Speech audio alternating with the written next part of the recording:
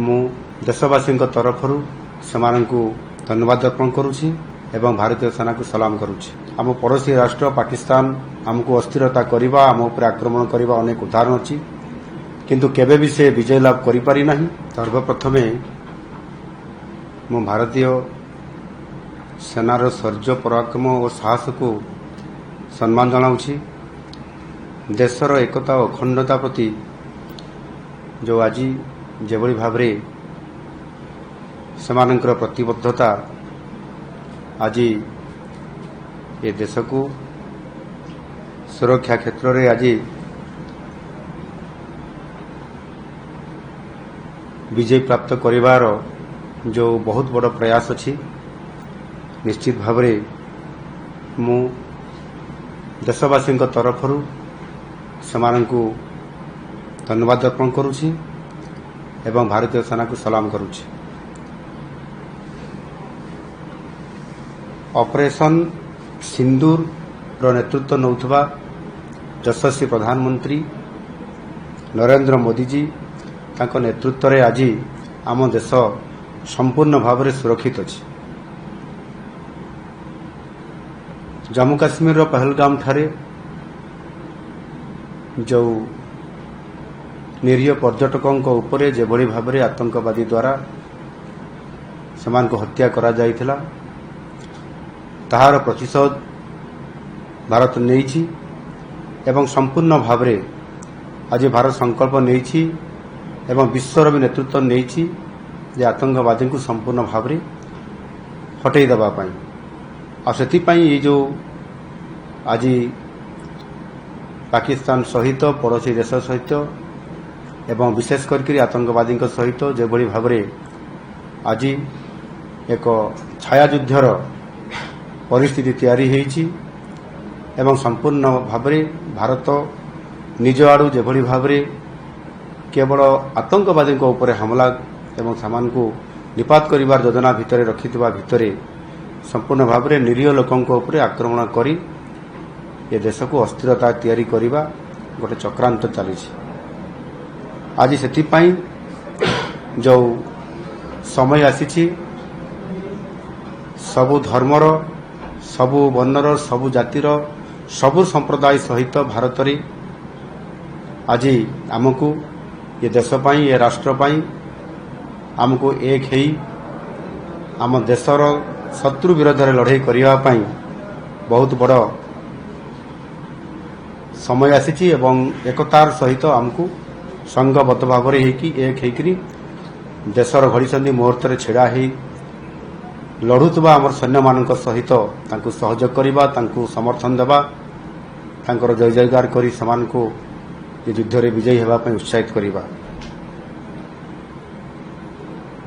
ଏହା ଆଗରୁ ଅନେକ ସମୟରେ ମଧ୍ୟ ଆମ ପଡ଼ୋଶୀ ରାଷ୍ଟ୍ର ପାକିସ୍ତାନ ଆମକୁ ଅସ୍ଥିରତା କରିବା, ଆମ ଉପରେ ଆକ୍ରମଣ କରିବା ଅନେକ ଉଦାହରଣ ଅଛି, କିନ୍ତୁ କେବେ ବି ସେ ବିଜୟ ଲାଭ କରିପାରି ନାହିଁ। ଆଉ ଆଜି ଭାରତ ଆଜି ଯେଭଳି ଭାବରେ ଆମର ଯଶସ୍ୱୀ ପ୍ରଧାନମନ୍ତ୍ରୀ ନେତୃତ୍ୱ ନେଉଛନ୍ତି ଏବଂ ସେଥିପାଇଁ ଆଜି ଅର୍ଥନୈତିକ ଦୃଷ୍ଟିକୋଣରୁ, ବିକାଶରୁ ସବୁ କ୍ଷେତ୍ରରେ ଯଦି ଦେଖିବା, ଆଜି ଭାରତ ବିଶ୍ୱରେ ଏକ ଆଗ ଧାଡ଼ିର ନେତୃତ୍ୱ ନେବା ସହିତ ସମ୍ପୂର୍ଣ୍ଣ ଭାବରେ ଆଜି ଅର୍ଥନୈତିକ ଦୃଷ୍ଟିକୋଣରୁ ପଞ୍ଚମ ବୃହତ୍ତମ ଅର୍ଥନୈତିକ ରାଷ୍ଟ୍ର ହିସାବରେ ପଦାର୍ପଣ କରିଲା ପରେ ଆଜି ବିଶ୍ୱର ଦୃଷ୍ଟି ଆକର୍ଷଣ ହେବା ଏବଂ ସାରା ବିଶ୍ୱକୁ ନେତୃତ୍ୱ ଦେବାର ଶକ୍ତି ଆଜି ଆମ ପାଖରେ ଅଛି। ଆଉ ସେଥିପାଇଁ ଆଜି ଏ ଯେଉଁ ପରିସ୍ଥିତି ଆସିଛି, ଏ ପରିସ୍ଥିତିର କଡ଼ା ମୁକାବିଲା କରିବା ପାଇଁ ଆମ ଓଡ଼ିଶା ପ୍ରଦେଶରେ ସବୁ ଜାତି, ଧର୍ମ, ବର୍ଣ୍ଣର ସମସ୍ତଙ୍କ ସହିତ ଆଜି କେନ୍ଦ୍ରର ଗୃହ ମନ୍ତ୍ରଣାଳୟ ଏବଂ ଗୃହମନ୍ତ୍ରୀଙ୍କର ନିର୍ଦ୍ଦେଶ କ୍ରମେ ଯେଉଁ ସମସ୍ତଙ୍କୁ ଡାକି ଆଜି ମହାମହିମ ରାଜ୍ୟପାଳଙ୍କ ସହିତ ତାଙ୍କରି ନିର୍ଦ୍ଦେଶରେ ଏ କାର୍ଯ୍ୟକ୍ରମକୁ ରଖାଯାଇ ସମସ୍ତଙ୍କ ସହିତ ଆମେ ଏକ, ଏ ଦେଶ ପାଇଁ ଏକ ଏବଂ ଯେଉଁ ଆଜି ଦେଶ ପାଇଁ ଯେଉଁ ଘଡ଼ିସନ୍ଧି ମୁହୂର୍ତ୍ତ ଆସିଛି ସେଥିପାଇଁ ଆମେ ଏକ ହେଇକରି ଆମ ରାଷ୍ଟ୍ରକୁ ଏବଂ ଆମ ସୈନ୍ୟ ବଳଙ୍କୁ ଶକ୍ତି ଯୋଗାଇବା। ଆଉ ସେଥିପାଇଁ ଏକ ହେଇକରି ଆମେ यार मुकाबिला करवा ये परिस्थिति रे आज जो आज ये सर्वधर्म सद्भावना सभा ये कार्यक्रम आ ताहा आज समस्तंकर उपस्थिति रे समस्तंकर मत एक होकरी देश पर लड़िबा जो अभिप्राय आज रहिला निश्चित भाव आगामी दिन में ये शक्ति विजय करिबारे आमको साहस रखे। धन्यवाद। Today, a meeting of the representatives belonging to different faiths is being convened to discuss about the situation after the Operation Sindoor is launched. All the representatives unequivocally supported, expressed their solidarity with the armed forces. I also appeal to all the people belonging to the state of Odisha to stand by the armed forces in their fight to protect the motherland. It is our responsibility in this hour to express the solidarity with the people who are fighting for protecting the borders.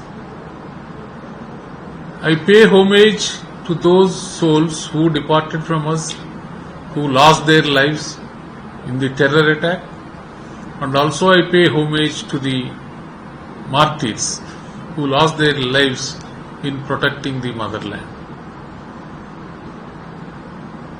I wish all the people from Odisha will stand by the nation, will stand by the armed forces in their fight to protect the nation. Thank you.